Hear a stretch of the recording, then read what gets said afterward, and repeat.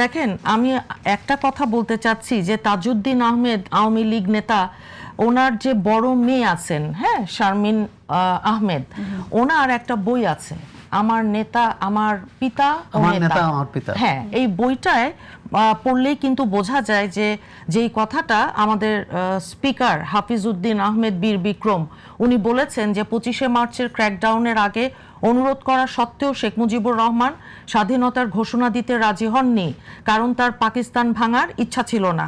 পরবর্তীতে মেজর জিয়া রহমানই সর্বপ্রথম স্বাধীনতার ঘোষণা দিয়েছিলেন এবং এটি প্রকৃত ঐতিহাসিক সত্য। এটা তো সত্যি, যেটা উনি ঘোষণা দিয়েছিলেন এবং যেটা শহীদ প্রেসিডেন্ট আমি যেটা জিয়া রহমান সাহেব বলেছিলেন যে ওই সময়ে ওই দিন উই রিভল্ট, হ্যাঁ। তো একজন মেজর পাকিস্তান আর্মির, যার এটার জন্য কোর্ট মার্শালে একমাত্র শাস্তি ছিল মৃত্যুদণ্ড। কাজেই এখন অনেক রকম কথা, অনেক রকম বয়ান, কিন্তু বিষয়টা সেটা নয়।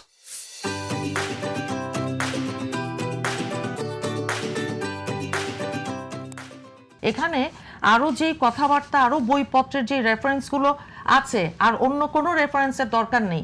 যে শহীদ প্রেসিডেন্ট জিয়া রহমান উনি মহান মুক্তিযুদ্ধের যে ঘোষণা দিয়েছিলেন স্বাধীনতার, এতে তো ভাই কারো কোনো ডিনাই নেই। সেটা কেউ অস্বীকার করছে না। আমি সেটাই বলছি। তিনি বলছিলেন যে 7ই মার্চের ঘোষণা, 7ই মার্চের বঙ্গবন্ধু ভাষণকে আমরা সবুজ সংকেত হিসেবে নিয়েছি। আমি এটা বলে আমরা যে কথাটা যে মেজর হাফিজ সাহেব উনি একজন বীর মুক্তিযোদ্ধা, 7বার বীর বিক্রম, 7বার, 7মবারের মতন উনি এই সংসদে আছেন।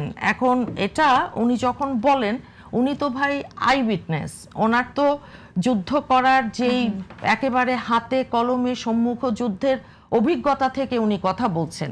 কাজেই সেটাকেই তো আমলে নিতে হবে, সেটাকে নিয়ে তারপরেই আমরা কথা বলছি। আর এখন দেখেন, ঢাকা মেডিকেল কলেজে আজকে যাওয়াতে আমার কথা হচ্ছে কি, একটা হচ্ছে না দেখাতে হবে, আর একটা হচ্ছে আপনি কাজ করবেন, ড্রিমিং অর ডুইং। কি করবেন আপনি? স্বপ্নও দেখবেন, কাজও করবেন।